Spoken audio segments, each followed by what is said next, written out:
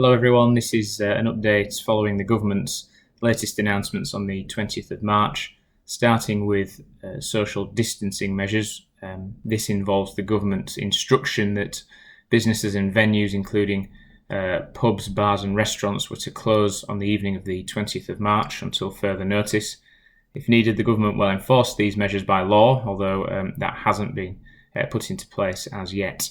So the following businesses and venues have been asked to close: food and drink venues for consumption on site, drinking establishments including pubs, bars and nightclubs, entertainment venues including cinemas and theatres, museums, galleries, spas, wellness centres, casinos, betting shops, and all indoor leisure and sports facilities including gyms.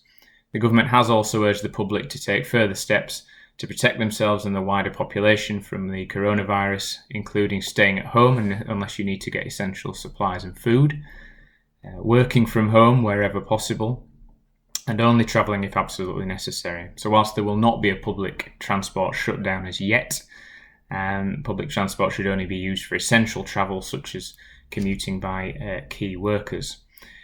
Move on to possibly the most significant announcement, and that is the coronavirus job retention scheme. Now, this is open to all employers in the UK, and they can contact HMRC for a grant of up to 80% of people's wages who are not working but are furloughed, in their words, and who are kept on payroll rather than being laid off. So in the US, there is the concept of furloughed workers, which is a temporary leave of absence due to special needs of the company, normally economic.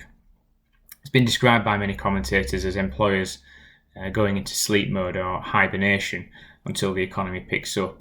And the aim really is to keep as many people in work as possible rather than laying people off and asking them to rely on the state for support directly. So where you as a business would otherwise lay off an employee, seemingly permanently through redundancy or temporarily, you are being encouraged to keep them on payroll instead. How will this work? At the moment, we understand companies will need to designate affected employees as furloughed workers and notify employees of this change, presumably in writing. This changing of the status of employees remains subject to existing employment law and will be subject to negotiation and agreement. Companies will submit information to HMRC about the employees that have been furloughed and their earnings through a new online portal which HMRC is working on currently. Further information will be set out by them, but existing online systems will not be sufficient. The 80% of wages is capped at £2,500 per employee. The measure is backdated to the 1st of March and can include anybody dismissed or laid off after the 28th of February. The measure will last for 3 months initially. Employers can top up this sum to 100% if they wish, although again that's a matter for agreement between the two parties. The first grants are not expected to be paid until the end of April, so there may be other financial measures that you need to rely on if cash flow is an issue before that time. Now, in practice, it's not particularly clear what other requirements are in place for the grant to be applied for, if any. Some businesses have already laid staff off, but questions remain over a number of scenarios. For example, if you've agreed a temporary pay cut but kept everyone employed and working, will this apply to you? Arguably not, because it would only apply to people who would be permanently or temporarily laid off. If you're just starting to struggle now, will it apply to you? My view is yes. It's not necessarily retrospective in action, so if you start to suffer a downturn going forward, I think it will apply to you. If you don't have a contractual right to lay off temporarily, as most businesses don't, it will be a matter for agreement, and I expect that you will have the support of employees, especially where there is such wage protection from the government. There are question marks about whether the system will be open to abuse. So if a business said that they would lay 100% of their staff off, could they benefit from the 80% for every worker? We expect employers to make an honest assessment of the position on an ongoing basis. It would seem more beneficial for employers who are struggling to agree and propose and agree individual layoffs rather than measures such as short-time working or pay cuts across the business in order to be entitled to these benefits. We have had another query since the announcement has been made, and that is in the following example. So a transport company has 10 driving routes and 10 drivers in the good times. Now there is only a need for one driver and one route. Is it the case that we could furlough 9 of these workers? The answer to me is yes. But then, do we have to only provide work to one of the drivers, or could we share that around?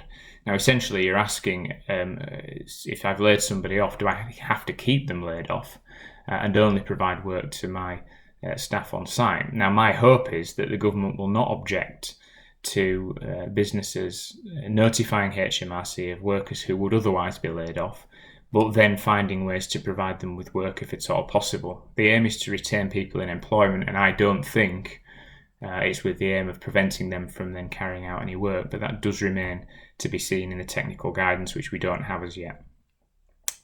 This scheme may also be appropriate for those who are self-isolating as a precautionary measure if they live with a vulnerable adult, or for those who cannot work from home but have to remain at home because of school closures affecting childcare. In other news, the Coronavirus Business Interruption Loan Scheme, which is a largely backed government loan for SMEs up to the value of £5 million. It's been announced that the interest-free period has increased from 6 to 12 months. Loans should be available on Monday, and all of the major banks are participating. With regard to VAT payments, the next quarter of VAT payments will be delayed. So that's if you've got a payment due between the 20th of March and the 30th of June, you will have until the end of the financial year to repay those bills.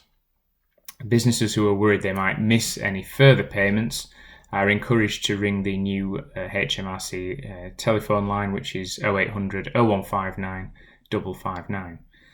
For the self-employed, the next self-assessment payments will be deferred until January 2021. For those self-employed individuals who cannot work, universal credit at a rate equivalent to SSP will now be payable.